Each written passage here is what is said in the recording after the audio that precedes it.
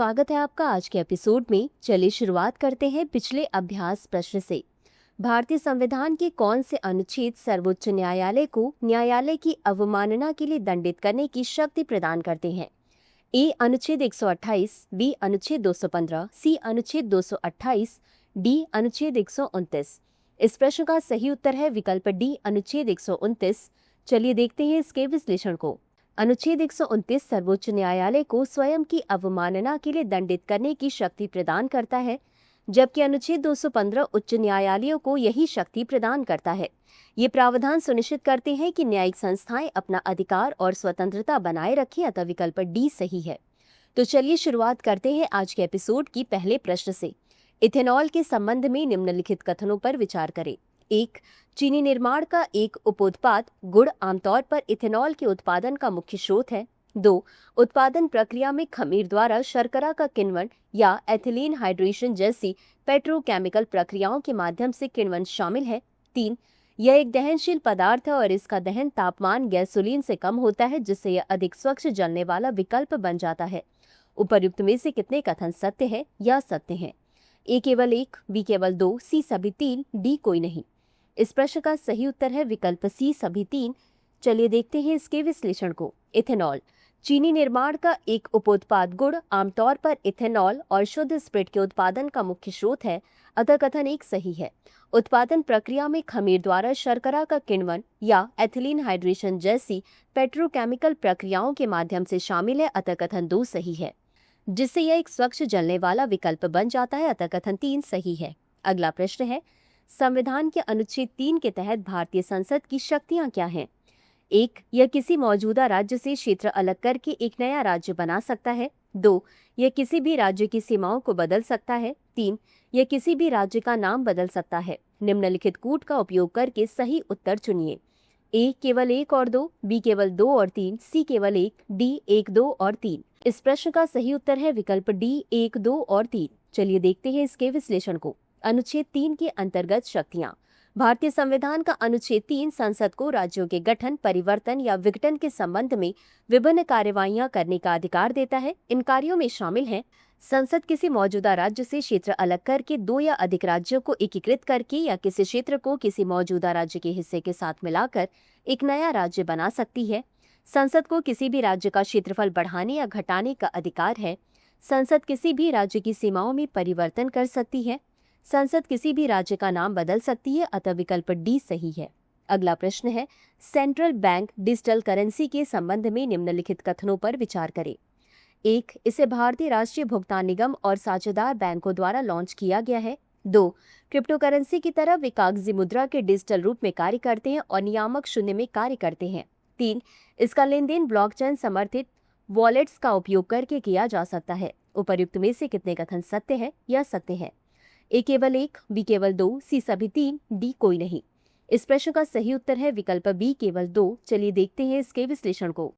केंद्रीय bank digital मुद्रा या सीबीडीसी भारतीय राष्ट्रीय भुगतान निगम ने वित्तीय सेवा विभाग, राष्ट्रीय स्वास्थ्य प्राधिकरण, स्वास्थ्य और परिवार कल्याण मंत्रालय एवं साझेदार बैंकों के साथ मिलकर भारत की अपनी केंद्रीय बैंक डिजिटल मुद्रा डिजिटल रुपया या ई रूपी लॉन्च की है, अतः कथन 1 सही है।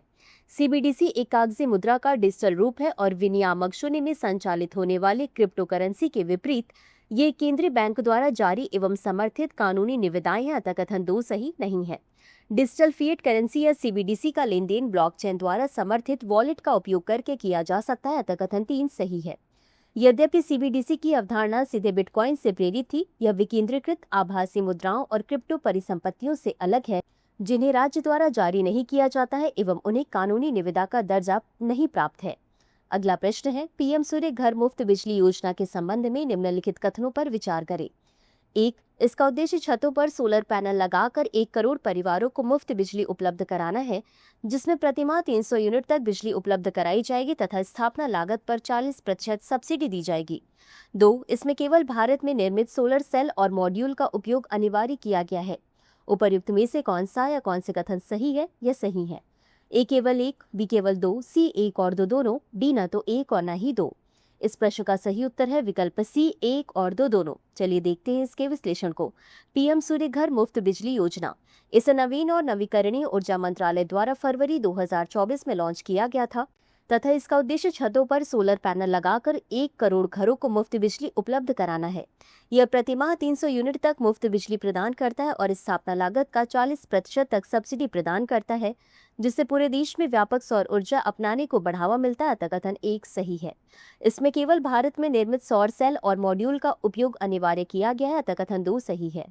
परिवार अधिशेष बिजली को डिस्कॉम को बेचकर आय अर्जित कर सकते हैं, जिसमें 3 किलोवाट की छत वाली व्यवस्था से प्रतिमाह 300 यूनिट से अधिक बिजली का उत्पादन किया जा सकता है। अगला प्रश्न है, निम्नलिखित कथनों पर विचार करें। 1. यह यूरोप का सबसे बड़ा और विश्व का सबसे सक्रिय ज्वालामुखियों में से एक है। 2. यह भूमध्य सागर में सिसिली के पूर्वी तट पर स्थित है। 3.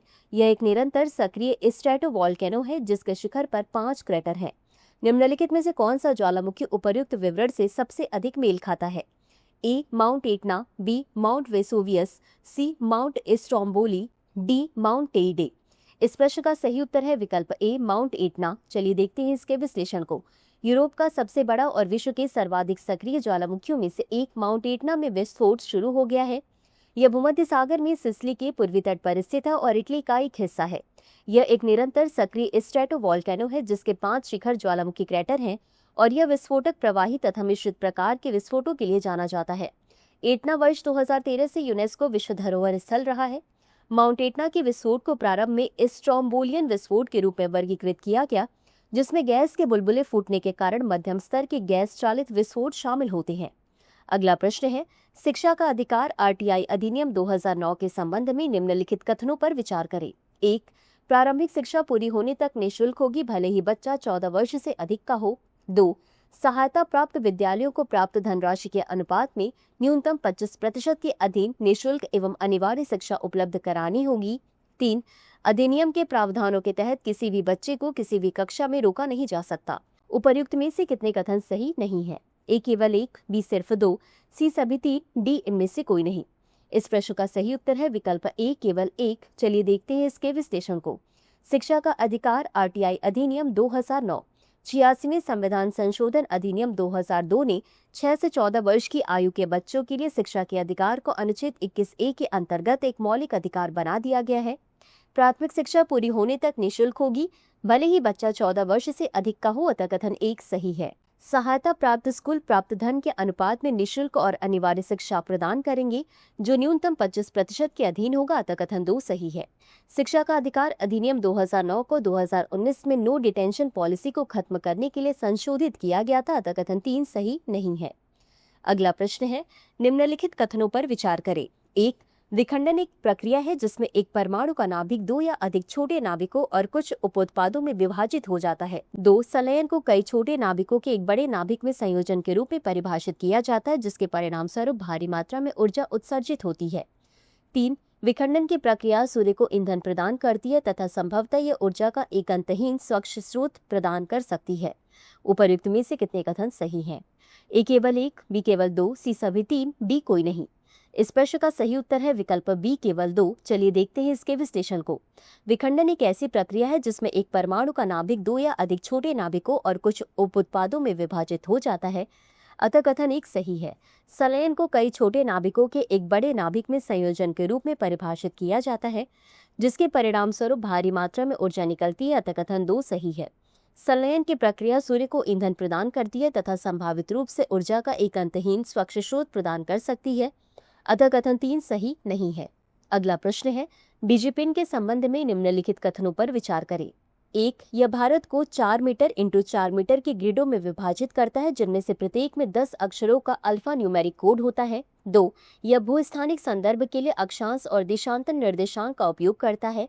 3. इसे ऑफलाइन कार्य करने के लिए डिजाइन किया गया है तथा इसके प्रोग्रामिंग कोड को डिकोड करने और कोड प्राप्त करने के लिए सार्वजनिक डोमेन में उपलब्ध कराया गया है।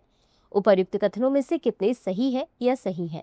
ए केवल 1, बी केवल 2, सी सभी 3, डी कोई भी नहीं।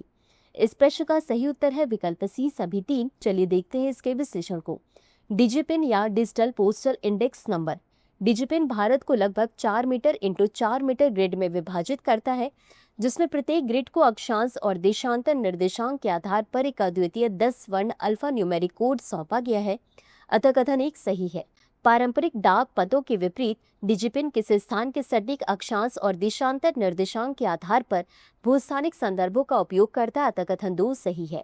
इसे ऑफलाइन कार्य करने के लिए डिजाइन किया गया है तथा इसके प्रोग्रामिंग कोड को डिकोड करने और कोड प्राप्त करने के लिए सार्वजनिक डोमेन में उपलब्ध कराया गया है। अतः कथन 3 सही है। अगला प्रश्न है, खसरे के संबंध में निम्नलिखित कथनों पर विचार करें। 1. यह आरएनए वायरस के कारण होता है। 2. राष्ट्रीय शून्य खसरा रुबेला उन्मूलन अभियान का लक्ष्य 100% टीकाकरण कवरेज के माध्यम से वर्ष 2026 तक भारत में खसरे को समाप्त करना है। उपर्युक्त कथनों में से कौन सा या कौन से सही नहीं है या नहीं है? ए केवल 1, बी केवल 2, सी 1 और 2 दोनों, डी न तो 1 और न ही 2। इस प्रश्न का सही उत्तर है विकल्प सी 1 और 2 दोनों। चलिए देखते हैं इसके विश्लेषण को। खसरा मोरबिले वायरस या आरएनए वायरस के कारण होने वाला खसरा अत्यधिक संक्रामक है और इससे मृत्यु सहित गंभीर जटिलताएं हो सकती हैं। अतः कथन 1 सही है। विश्व टीकाकरण सप्ताह के दौरान शुरू किए गए राष्ट्रीय शून्य खसरा रुबेला उन्मूलन अभियान वर्ष 2025-26 का उद्देश्य सार्वभौमिक टीकाकरण कार्यक्रम के तहत 100% टीकाकरण कवरेज के माध्यम से वर्ष 2026 तक भारत में खसरा और रुबेला को खत्म करना है। अतः कथन 2 सही है। अगला प्रश्न है, भारतीय खाद्य सुरक्षा एवं मानक प्राधिकरण के संबंध में निम्नलिखित कथनों पर विचार करें। 1. यह खाद्य सुरक्षा और मानक अधिनियम 2006 के तहत स्थापित एक स्वायत्त वैधानिक निकाय है। 2. यह उपभोक्ता मामले, खाद्य और सार्वजनिक वितरण मंत्रालय के अधीन कार्य करता है। 3. FSSAI के डाइट फॉर लाइफ पहल का उद्देश्य चयापचय विकारों के बारे में जागरूकता बढ़ाना है। उपर्युक्त में से कितने कथन सत्य है या सत्य है? ए केवल 1, बी केवल 2, सी सभी 3, डी कोई नहीं। इस प्रश्न का सही उत्तर है विकल्प बी केवल 2। चलिए देखते हैं इसके विश्लेषण को। भारतीय खाद्य सुरक्षा एवं मानक प्राधिकरण या FSSAI खाद्य सुरक्षा और मानक अधिनियम 2006 के तहत स्थापित एक स्वायत्त वैधानिक निकाय है। अतः कथन 1 सही है। स्वास्थ्य और परिवार कल्याण मंत्रालय के तहत संचालित भारत में खाद्य सुरक्षा और गुणवत्ता को विनियमित एवं पर्यवेक्षण करके सार्वजनिक स्वास्थ्य की रक्षा और बढ़ावा देने हेतु FSSAI जिम्मेदार है। अतः कथन 2 सही नहीं है। केंद्र सरकार द्वारा नियुक्त अध्यक्ष भारत सरकार के सचिव के स्तर का होता है। FSSAI ने लोगों को चयापचय संबंधी विकारों के बारे में समझने में मदद करने के लिए डाइट फॉर लाइफ की शुरुआत की है। अतः कथन 3 सही है। इसी के साथ अंत में देख लेते हैं आज के अभ्यास प्रश्न को।